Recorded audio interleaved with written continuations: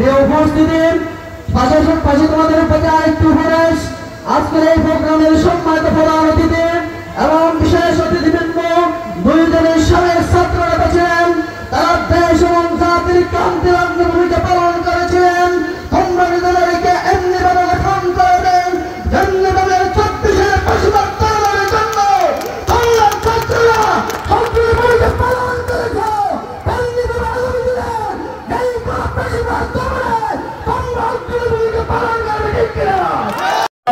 উপস্থিত বিভিন্ন রাজনৈতিক দলের নেতৃবৃন্দ, উপস্থিত আজকে যাদেরকে নিয়ে আজকের নবীন বড় আয়োজন, সেই সমস্ত নবীন ছাত্রছাত্রী ভাই বোনেরা, আমরা আল্লাহ তাআলার শুকরিয়া আদায় করি যে মহান রব্বুল আলামিন আমাদেরকে আজকের এই নবীনদের মতো একটি সুন্দর অনুষ্ঠানে উপস্থিত হওয়ার সুযোগ করে দিয়েছেন।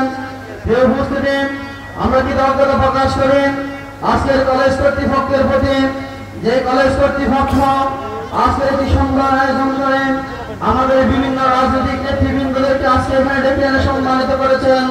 এই জন্য আমরা কলেজ কর্তৃপক্ষের নিকট কৃতজ্ঞতা প্রকাশ করছি। সুপ্রিয় উপস্থিতি, আজকে এখানে বিশেষ অতিথি হিসেবে উপস্থিত থাকার কথা ছিলেন আরেক সাবেক ছাত্র নেতা, বাংলাদেশ ইসলামী ছাত্র শিবিরের সাবেক কেন্দ্রীয় সভাপতি ডক্টর রেজাউল করিম ভাই, তিনি জাতীয় একটি বৃহৎ কর্মসূচি থাকার কারণে আজকে প্রোগ্রাম উপস্থিত হতে পারেন নাই। তিনি অত্যন্ত দুঃখ প্রকাশ করেছেন, রাতে আমাকে কল দিয়েছেন, তুমি অবশ্যই যাবে, আমার পক্ষ থেকে সালাম পৌঁছে দেবে। আবার সকালে আমাকে ফোন করে তিনি নিশ্চিত করেছেন আমি আমার পক্ষ থেকে এসে সালাম পৌঁছাবো কিনা।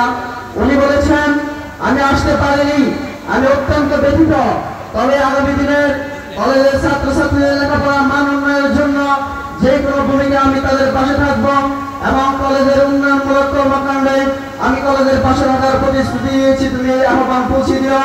আমরা ওনার সহ আজকে সকল উপস্থিতি সুস্বাস্থ্য কামনা করে সম্মানিত উপস্থিতি, আমি শুধু তোমাদের উদ্দেশ্যে একটি কথা বলবো, তোমরা একটি ছোট পরিসর থেকে আজকে একটি বৃহত্তম পরিসরে এসেছ জ্ঞান অর্জনের জন্য।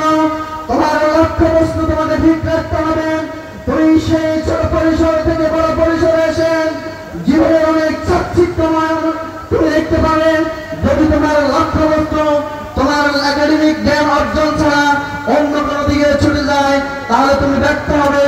তুমি যে মহান লক্ষ্যকে সামনে রেখে তুমি যে এই প্রত্যন্ত অঞ্চলে একজন বড় মায়ের আদরের ইসলামের সন্তান হিসেবে এই কলেজে এসেছ, এই ক্যাম্পাসে এসেছ নিজের জ্ঞানকে শানিত করার জন্য, নিজেকে আরেক ধাপ এই দেশ এবং জাতির জন্য গঠন করার জন্য, আমি মনে করি তুমি এই কলেজের শেষ দিন পর্যন্ত তোমার সেই লক্ষ্যে তুমি ছুটে চলবে। যদি তুমি সেই লক্ষ্য ঠিক রাখতে পারো তাহলে তোমরা কামিয়াব হবে। প্রিয় উপস্থিতি, পাশাপাশি তোমাদের প্রতি আরেকটু উপদেশ। আজকের এই প্রোগ্রামের সম্মানিত প্রধান অতিথি এবং বিশেষ অতিথিবৃন্দ দুইজনের সাবেক ছাত্র নেতা ছিলেন।